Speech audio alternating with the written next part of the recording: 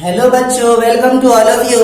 आज हम class 12th का एक्सरसाइज 10.4 डिस्कस करेंगे। प्रीवियस सेशन में आपको क्रॉस प्रोडक्ट के बारे में एक्सप्लेन अच्छे से करके बता दिया गया था, तो आज हम डिस्कस करेंगे एक्सरसाइज 10.4।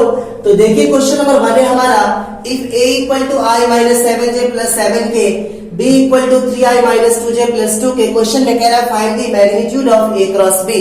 तो बच्चों फर्स्ट ऑफ ऑल हम क्या निकालेंगे, a क्रॉस b। तो a क्रॉस b कैसे निकालेंगे, i j k, और i का कोएफिशिएंट कितना है 1, j का कोएफिशिएंट कितना है -7, k का कोएफिशिएंट कितना है 7, और b में i का कोएफिशिएंट कितना है 3, j का कोएफिशिएंट -2, k का कोएफिशिएंट कितना है 2। अगर आप इसे एक्सपेंड करेंगे तो vector a cross b equal to क्या होगा, i जब आप लोगे तो क्या हो जाएगा, ये और ये कवर हो जाएगा, -14 और ये क्या हो जाएगा +14, -14 +14। फिर जब हम माइनस j लेंगे तो ये और ये कवर हो जाएगा, तो ये कितना हो जाएगा 2 - 21, और जब प्लस k लेंगे तो फर्स्ट रो और थर्ड कॉलम क्या हो जाएगा, कवर, ये हो जाएगा -2 और +21, -2 +21। तो क्या हो जाएगा, a cross b equal to 14 - 14 क्या हो जाएगा 0i माइनस j। 21 में से 2 माइनस करेंगे तो कितना हो जाएगा, 2 में से 21 माइनस करेंगे तो -19, और प्लस के 21 - 2 कितना हो जाएगा 19।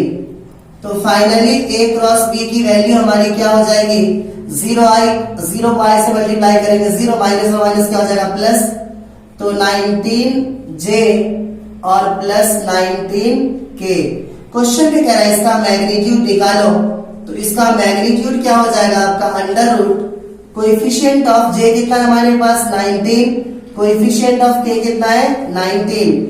तो magnitude of a cross b equal to under root 361 plus 361।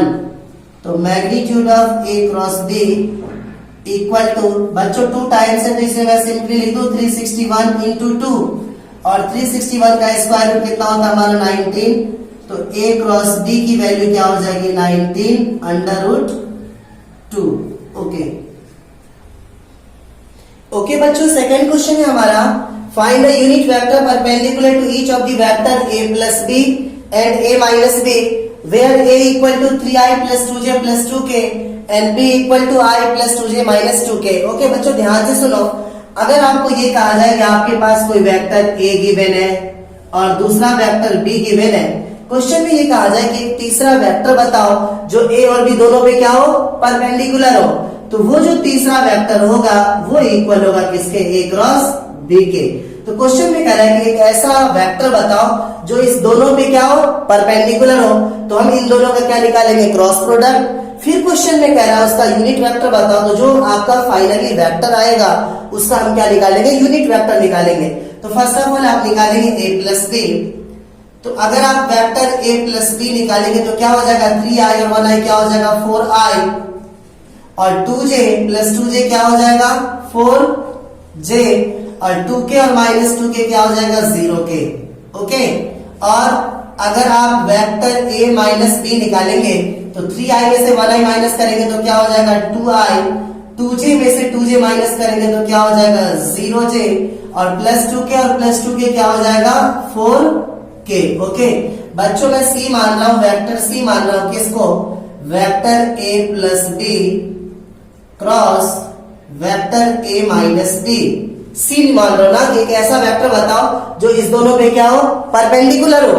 तो एक ऐसा वेक्टर जो दोनों पे परपेंडिकुलर है वो किसके इक्वल है, सी के, और उस वेक्टर को कैसे निकालोगे, जो इस दोनों का क्रॉस प्रोडक्ट होगा। ओके, तो क्या हो जाएगी इसकी value i j k, i का कोएफिशिएंट कितना है 4, j का कोएफिशिएंट 4, k का कोएफिशिएंट 0, एंड दूसरी वेक्टर का i का कोएफिशिएंट 2, j का कोएफिशिएंट 0 एंड k का कोएफिशिएंट कितना है 4। ओके, तो यहां से वेक्टर c की वैल्यू क्या हो जाएगी, एक्सपेंड कीजिए, i लेंगे तो ये और ये क्या हो जाएगा कवर, तो 16 - 0, और -j लेंगे तो ये और ये कवर 16 - 0, और जब k लेंगे तो ये और ये कैंसिल, 0 माइनस 8, तो क्या हो जाएगा, वेक्टर सी हो जाएगा आपका 16 माइनस 0 कितना होगा 16i, और 16 माइनस 0 16 को माइनस जैसे मल्टीप्लाई करो तो माइनस 16 जे, 0 माइनस 8 क्या हो जाएगा माइनस 8, ये हो जाएगा आपका माइनस 8k।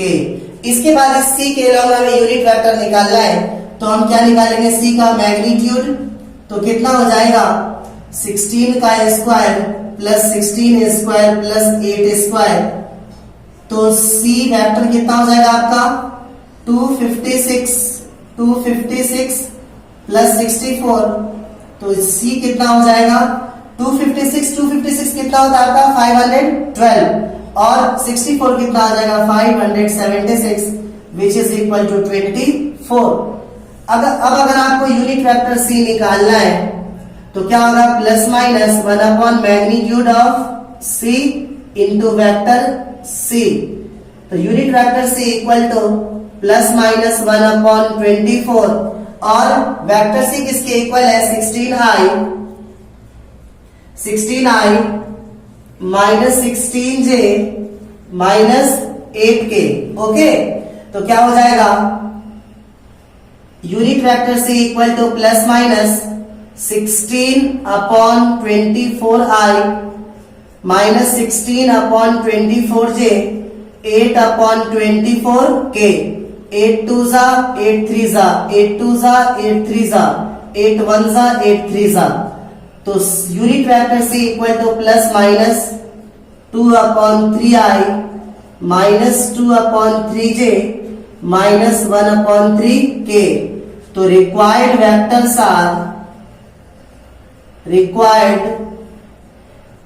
वेक्टर्स आर क्या हो जाएगा, या तो c कैप की वैल्यू किसके इक्वल होगी 2 upon 3i minus 2 upon 3j minus 1 upon 3k, या c यूनिट वेक्टर c किसके इक्वल होगा, माइनस से मल्टीप्लाई कीजिए, minus 2 upon 3i plus 2 upon 3j plus 1 upon 3k।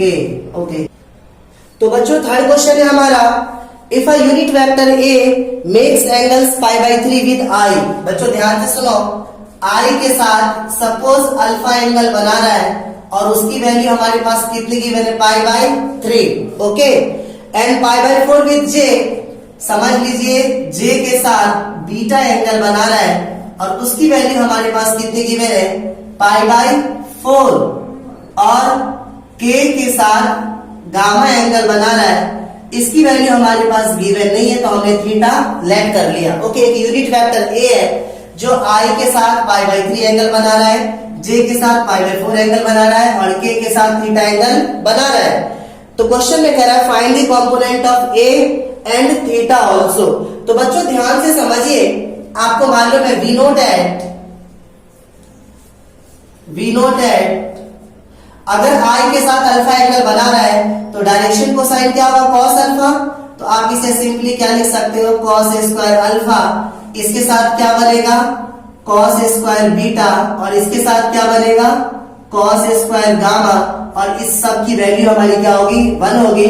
आपको रिलेशन बताया गया था l square m square n square की वैल्यू हमेशा क्या होगी हमारी 1 होगी। डायरेक्शन रेशियोज के स्क्वायर का सम हमेशा कितना होता है, डायरेक्शन कोसाइन के स्क्वायर का सम हमेशा कितना होता है 1 होता है। तो अगर आप यहाँ पे cos अल्फा की वैल्यू पुट करो कितनी हो जाएगी cos pi by 3, cos square pi by 3 plus cos square beta के प्लेस में पाई by 4 plus cos square gamma के प्लेस में कितना थीटा, तो इसकी वैल्यू कितनी आ जाएगी 1।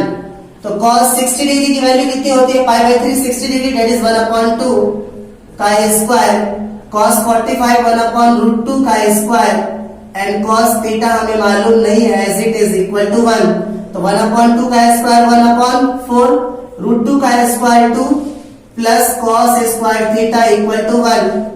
तो यहां से अगर आप cos स्क्वायर थीटा की वैल्यू निकालेंगे तो 1 अपॉन 4 को इस साइड लेके आओ माइनस 1 अपॉन 4, 1 अपॉन 2 को इस साइड लेके आओ माइनस 1 अपॉन 2, तो यहां से cos स्क्वायर थीटा की वैल्यू क्या हो जाएगी, एलसीएम कितना हो जाएगा 4, 1 4 जा 4, 4 1 जा 1, 2 2 जा 2, that is cos a square theta equal to 2 और 1 3, 4 माइनस 3 कितना होगा 1 अपॉन 4। तो यहां से अगर आप स्क्वायर हटाएंगे तो यहां से cos थीटा इक्वल टू कितना होगा plus minus under root 1 upon 4।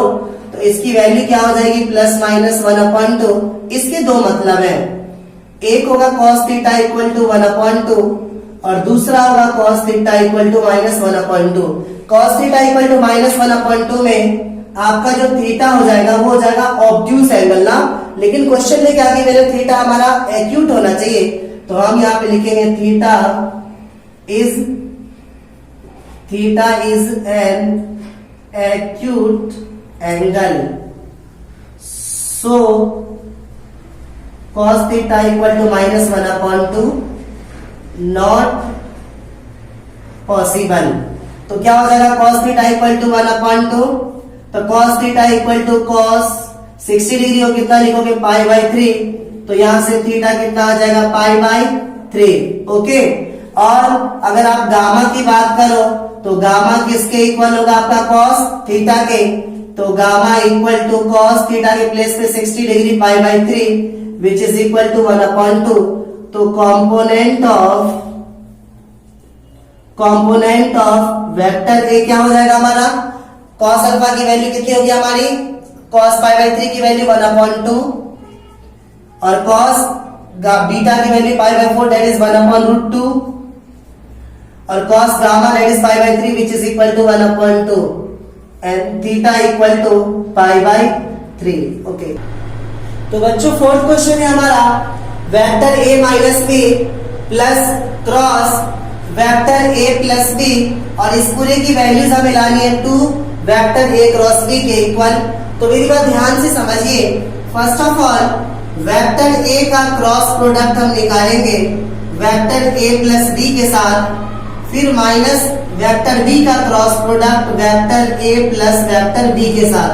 तो क्या हो जाएगा vector a cross vector a plus vector a cross b minus vector b cross a minus vector b cross b। और आपको प्रॉपर्टी याद होगी कि सेम वेक्टर का क्रॉस प्रोडक्ट हमेशा 0 होता है।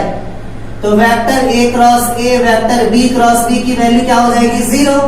दूसरी बात, जो वेक्टर b क्रॉस a है आपका, जब आप इसे a क्रॉस b लिखोगे तो इससे पहले क्या आ जाएगा माइनस का साइन। ओके, तो क्या हो जाएगा वेक्टर a क्रॉस a के प्लेस पे 0 plus vector a cross b minus b cross a को क्या लिखोगे माइनस a क्रॉस b, तो minus vector a cross b और minus vector b cross vector b क्या हो जाएगा 0। तो ये क्या हो जाएगा वेक्टर a क्रॉस b और माइनस क्या हो जाएगा plus vector a cross b। तो 1 टाइम्स और 1 टाइम्स क्या हो जाएगा 2 times of vector a cross b। Okay बच्चों, फिफ्थ क्वेश्चन है हमारा find the value of lambda and mu if 2i plus 6j plus 27 के cross i plus lambda j plus mu के इक्वल टू 0 वेक्टर। तो हम यहाँ से lambda और म्यू की वैल्यू निकालेंगे। तो लेम्डा और म्यू की वैल्यू कैसे निकालोगे, i j और k। यहाँ पे i का कोएफिशिएंट कितना है 2, 6 एंड 27। यहाँ पे i का कोएफिशिएंट कितना है 1, j का कोएफिशिएंट कितना है लेम्डा, k का कोएफिशिएंट कितना है म्यू और इस पूरे की वैल्यू हमारे पास क्या है 0। इस 0 वेक्टर को आप लिख सकते हो 0i plus 0j plus 0k। अगर आप इसे एक्सपेंड करेंगे तो i जब लेंगे तो क्या होगा फर्स्ट कॉलम फर्स्ट रो ढक जाएगा, तो 6 mu minus 27 lambda 6 mu minus 27 lambda minus j लेंगे तो क्या होगा first row second column cover हो जाएगा, तो 2 म्यू माइनस 27 और प्लस k लेंगे तो क्या होगा first row third column cover हो जाएगा 2 lambda minus 6 which is equal to 0i plus 0j plus 0k। Okay बच्चों, कंपेयरिंग दी corresponding component अगर i के कंपोनेंट को i के इक्वल रखोगे तो क्या हो जाएगा, ये हो जाएगा 6 mu minus 27 lambda equal to 0 equation first. And दूसरी इक्वेशन क्या हो जाएगी, 2 म्यू माइनस 27 इक्वल टू 0। बच्चों यहाँ पे माइनस भी लेंगे, जब माइनस को इस साइड लेके आओगे तो 0 हो जाएगा। ओके, तीसरी सिचुएशन क्या होगी, 2 lambda minus 6 equal to 0, 2 lambda minus 6 equal to 0 equation third. तो अगर आप सेकेंड इक्वेशन को सॉल्व करो फ्रॉम सेकेंड तो क्या होगा, 2 म्यू माइनस 27 इक्वल टू 0, तो 2 म्यू इक्वल टू 27, तो यहाँ से म्यू की वैल्यू क्या हो जाएगी 27/2।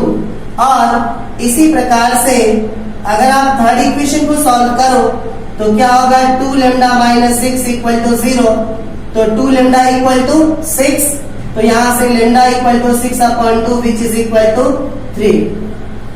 ओके बच्चों क्वेश्चन नंबर 6 है हमारा, given that vector a dot b equal to 0।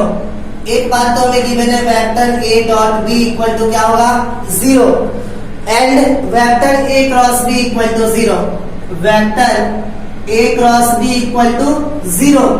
तो what can you conclude about the vectors a and b। तो a और b के बारे में आप क्या कंक्लूड कर सकते हो। तो बच्चों a डॉट b का क्या मतलब है, अगर a डॉट b 0 है, इस बात का मतलब ये हो सकता है कि या तो आपका वेक्टर a क्या हो जाए 0 हो जाए, या वेक्टर b क्या हो जाए 0 हो जाए। और आप इस बात को ऐसे भी लिख सकते हो कि अगर कोई वेक्टर 0 है तो उसका मैग्नीट्यूड भी क्या होगा 0 होगा। तो आप इसे ऐसे भी लिख सकते हो, either magnitude of a equal to 0 और magnitude of b equal to 0। एक बात तो हमारी ये हो सकती है, और दूसरी बात क्या हो सकती है हमारी कि दोनों के बीच का जो एंगल होगा वो क्या होगा हमारा 90 डिग्री। आपको याद होगा कि अगर ये आपका वेक्टर a है और ये वेक्टर b, अगर आपका थीटा 90 डिग्री है तो इस सिचुएशन में वेक्टर a डॉट b की वैल्यू 0 तभी होगी जब वेक्टर a क्या होगा परपेंडिकुलर होगा वेक्टर b पर। तो ये दो इंफॉर्मेशन हमारे पास निकल रही है इस रिजल्ट से। अगर इस रिजल्ट की बात करो तो इससे भी देखो a क्रॉस b 0 तभी होगा जब आपका आइदर वेक्टर a क्या हो 0 वेक्टर हो, या वेक्टर b क्या हो 0 वेक्टर हो। ओके, दूसरी बात, जब a 0 है तो इसका मैग्नीट्यूड ऑफ a भी क्या होगा 0 होगा, either magnitude of a equal to 0 और magnitude of b equal to 0, दोनों सेम बात ही है।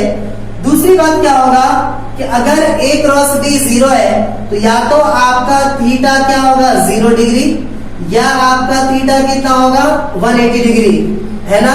या आप ये दोनों सिचुएशन तभी पॉसिबल होगी जब वेक्टर a क्या होगा वेक्टर b के पैरेलल होगा। तो बच्चों इस दोनों को कंपेयर करो और एक ऐसी बात बताओ जो दोनों में क्या हो कॉमन हो। तो देखो अगर हम इस केस को कंसीडर करें तो कोई भी वेक्टर, दो वेक्टर एक साथ परपेंडिकुलर और पैरेलल नहीं हो सकता है एक साथ। हम यहाँ पे लिखेंगे vector a and vector b can not perpendicular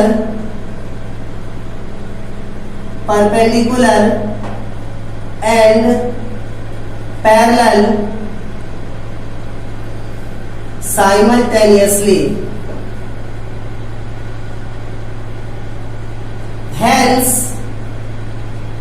कहने का मतलब ये रिजल्ट और ये रिजल्ट हमारा एप्लीकेबल नहीं है।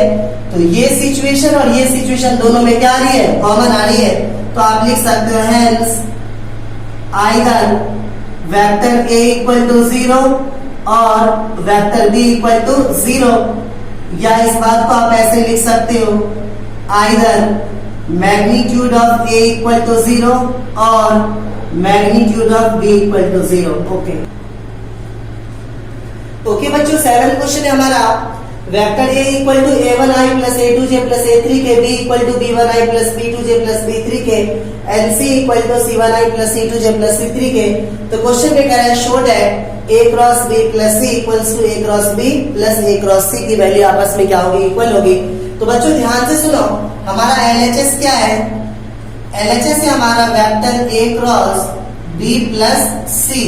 तो फर्स्ट ऑफ ऑल अगर आप B प्लस C वेक्टर निकालोगे, इन दोनों वेक्टर को ऐड करोगे तो क्या होगा? B1I plus B2J plus B3K plus C1I plus C2J plus C3K। इसके बाद दोनों में से जब I कॉमन करोगे तो क्या हो जाएगा? B1 plus C1I। इसके बाद इस दोनों में से J कॉमन करोगे तो क्या होगा? B2 plus C2J। इस दोनों में से K कॉमन करोगे तो क्या होगा? B3 plus C3K। ओके, इसके बाद अगर आप निकालेंगे vector A cross vector B plus vector C की वैल्यू, तो A के प्लेस यहाँ पे क्या लिखेंगे आप? I J K। ओके, और यहाँ पे वेक्टर A की वैल्यू हमारे पास क्या है? A1 A2 A3 A1 A2 A3। B plus C की वैल्यू हमारे पास क्या है? B1 plus C1 B2 plus C2 B3 plus C3।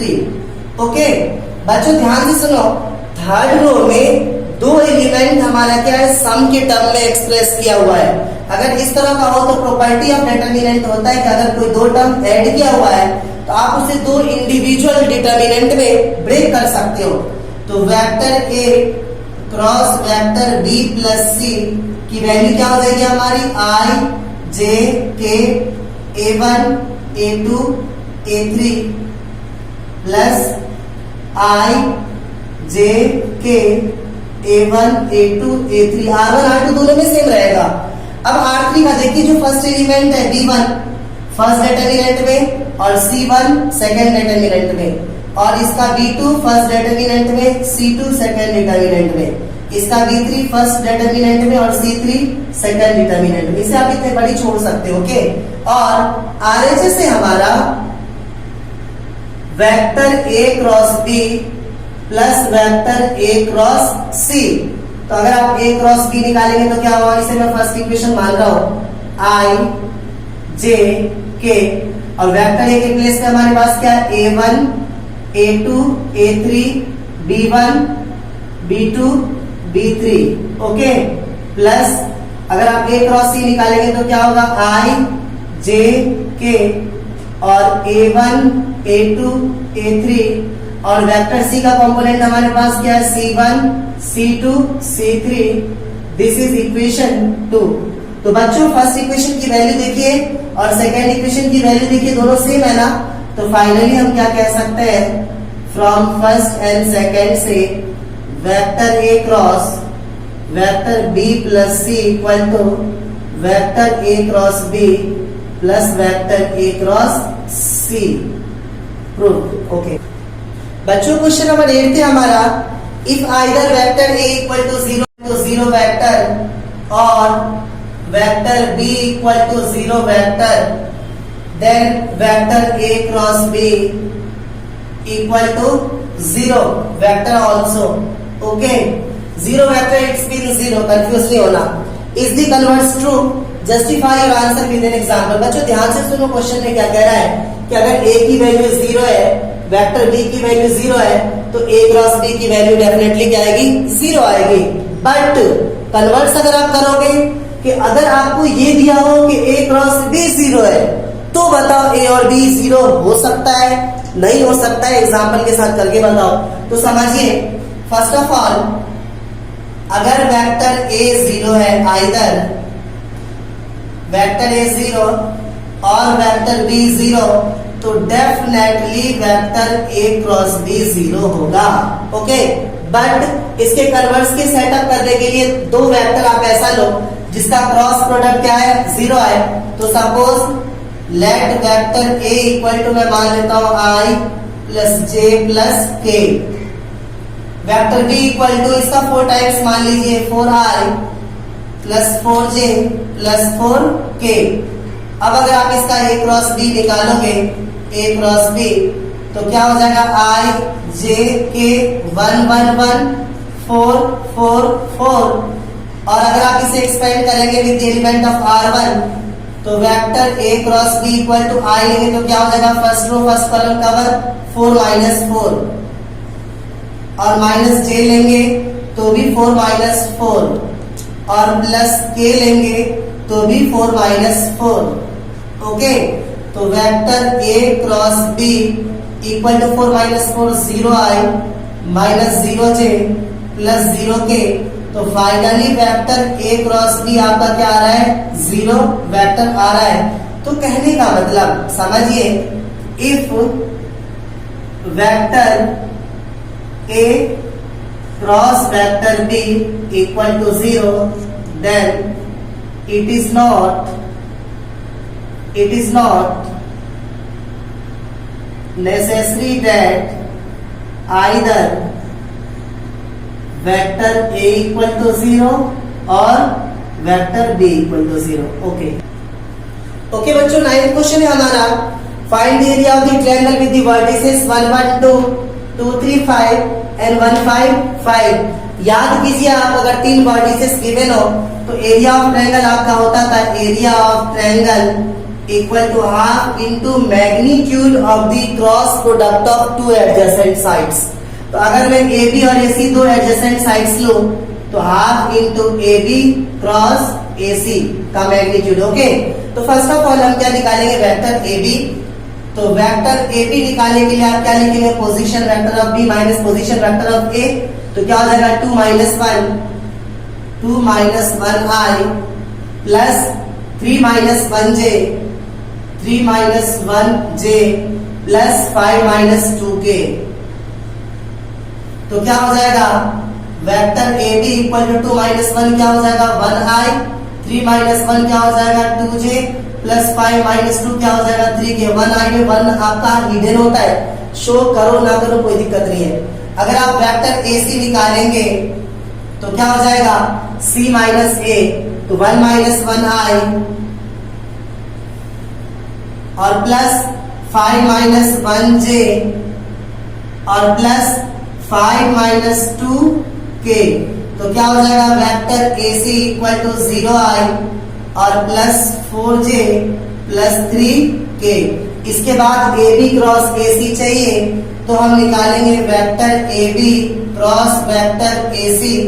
तो i j k, a b का कंपोनेंट क्या हमारे पास? 1 2 3 और ए सी का 0 4 and 3। Okay, expanding with the element of r1। तो vector A B cross vector A C, i जब आप लेंगे तो ये और ये क्या हो जाएगा? कवर हो जाएगा। तो क्या बचेगा? 6 माइनस 12 और माइनस j लेंगे तो ये और ये कवर हो जाएगा। तो 3 माइनस 0 और प्लस k लेंगे तो ये और ये कवर हो जाएगा। 4 माइनस 0। तो क्या हो जाएगा? Vector A B cross vector A C, 6 minus 12 क्या हो जाएगा? Minus 6i। 3 माइनस 0 क्या हो जाएगा? 3 माइनस 0 हो जाएगा माइनस 3j। 3 को माइनस j से मल्टीप्लाई करेंगे तो माइनस 3j और प्लस k। जब आप लेंगे तो 4 माइनस 0 क्या हो जाएगा? 4। तो सिंपली मैं इसे क्या लिख रहा हूं? 4k। ओके, अब अगर आप A B cross A c का मैग्नीट्यूड निकालेंगे, A B cross A c का मैग्नीट्यूड, तो अंडर रूट माइनस 6 का स्क्वायर दैट इज 6 का स्क्वायर प्लस 3 का स्क्वायर प्लस 4 का स्क्वायर। तो क्या हो जाएगा? Magnitude of A B cross A C equal to 6 का स्क्वायर कितना होगा? 36 और प्लस 9 प्लस 4 का स्क्वायर कितना होगा? 16। तो अंडर रूट 36 प्लस 16 और 9 25 which is equal to under root 61। तो जो एरिया ऑफ ट्रायंगल होगा ये होगा half magnitude of A B cross A c. तो ये हो जाएगा एरिया ऑफ ट्रायंगल हाफ और under root 61 square unit. Okay बच्चों, क्वेश्चन नंबर 10 है हमारा, find the area of the parallelogram whose adjacent sides are determined by the vectors a equal to I minus j plus 3k and b equal to 2i minus 7j plus k। तो समझिए इसका area आपको याद होगा कि अगर किसी vector का दो एडजेसेंट साइड्स गिवन हो तो इसका जो एरिया होता है वो होता है आपका area of parallelogram equal to magnitude of the cross product of two adjacent sides of given parallelogram. Okay, तो हम सिंपली क्या निकालेंगे, ए क्रॉस बी निकाल के उसका मैग्नीट्यूड निकालेंगे, वही इसका एरिया होगा। तो first of all a cross b अगर आप निकालोगे तो क्या हो जाएगा, आई जे के, आई का कोएफिशिएंट 1, जे का कोएफिशिएंट -1, के का कोएफिशिएंट 3 एंड यहाँ पे आई का कोएफिशिएंट 2, जे का -7 और के का 1। Expanding with the element of R1, तो vector a cross b equal to, जब आप आई लेंगे तो फर्स्ट कॉलम कवर हो जाएगा, क्या बचेगा -1 प्लस 21, माइनस जे लेंगे तो ये और ये कवर हो जाएगा 1 माइनस 6, और प्लस के लेंगे तो ये और ये कवर हो जाएगा -7 प्लस 2। तो finally vector a cross b की वैल्यू क्या हो जाएगी, 21 माइनस 1 कितना होगा 20i, और 1 minus 6 -5 into -j plus 5j, और -7 प्लस 2 -5k। ओके, तो अगर आप एरिया ऑफ पैरेललोग्राम की बात करेंगे तो क्या होगा, magnitude of a cross b, तो area of parallelogram equal to under root a cross b के आई का कोएफिशिएंट 20 का स्क्वायर, जे का कोएफिशिएंट 5 और के का कोएफिशिएंट अगेन -5।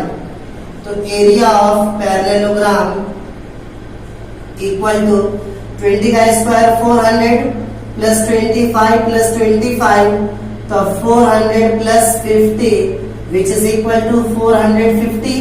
तो फाइनली एरिया ऑफ पैरेललोग्राम, इसको आप कितना लिख सकते हो, 225 इंटू 2। ओके, 225 का स्क्वायर रूट कितना होता है 15 under root 2 square unit. Okay, तो बच्चों क्वेश्चन नंबर 11 देखिए, let the vectors a and b such that magnitude of a equal to 3 and magnitude of b equals to √2/3, then a cross b is a unit vector, then if the angle between a and b is, मतलब a और b का angle हमें निकालना है। तो मेरी बात ध्यान से सुनो बच्चों, आपको मालूम है कि वेक्टर a क्रॉस b की वैल्यू क्या होती है, magnitude of a magnitude of b sine theta and unit vector n। Okay, इस देखो ये यूनिट वेक्टर कब होगा, जब इसका मैग्नीट्यूड कितना आएगा 1। तो जब आप इसका मैग्नीट्यूड निकालेंगे तो क्या होगा, magnitude of a magnitude of b sorry magnitude of a cross b equal to magnitude of a magnitude of b, magnitude of sine theta क्या होगा, साइन थीटा के इक्वल होगा। तो साइन थीटा इसका मैग्नीट्यूड कितना हो जाएगा 1। ये गिवन है आपके पास, इस पूरे की वैल्यू कितनी गिवन है आपके पास 1। हमारे पास गिवन है magnitude of a cross b equal to 1 because a cross b is a unit vector. कोई भी वेक्टर यूनिट वेक्टर तभी होगा जब उसका मैग्नीट्यूड कितना होगा 1 यूनिट। ओके, अब इसके प्लेस पे आप ये वैल्यू लिख सकते हो, magnitude of a magnitude of b sine theta equal to 1। तो मैग्नीट्यूड ऑफ a हमारे पास कितना गिवन है √3 और मैग्नीट्यूड ऑफ b गिवन है हमारे पास √2/3 into sine theta equal to 1। Magnitude of a हमारे पास 3 यूनिट्स गिवन है, तो 3 से 3 क्या हो जाएगा, कैंसिल। तो अगर आप साइन थीटा की वैल्यू निकालेंगे तो क्या होगा 1/√2। तो sine theta equal to sine 1/√2 कितने होता है 45, दैट इज π/4। तो यहां से थीटा की वैल्यू कितनी हो जाएगी π/4।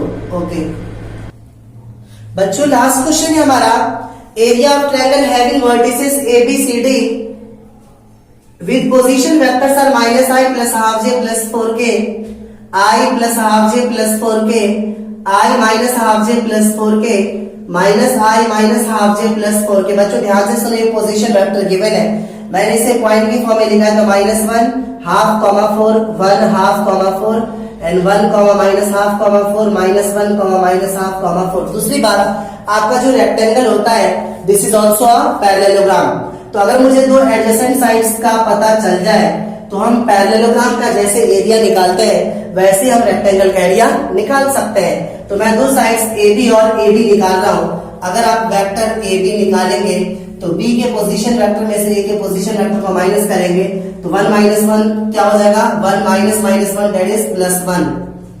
I और प्लस हाफ माइनस हाफ क्या हो जाएगा, हाफ माइनस हाफ जे, और प्लस 4 माइनस 4k। तो ये हो जाएगा vector A b equal to 1 और 1 2i plus 0j plus 0k। एक तो ए बी निकाल लिया, दूसरा हम निकालेंगे वेक्टर ए डी।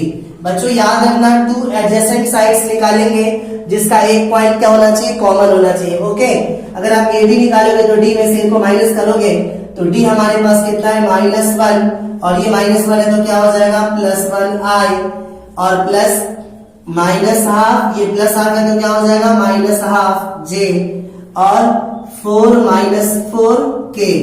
तो vector a d equal to ये कितना हो जाएगा 0i माइनस हाफ -1j और प्लस 0k। ओके, अब अगर आप निकालेंगे एरिया ऑफ रेक्टेंगल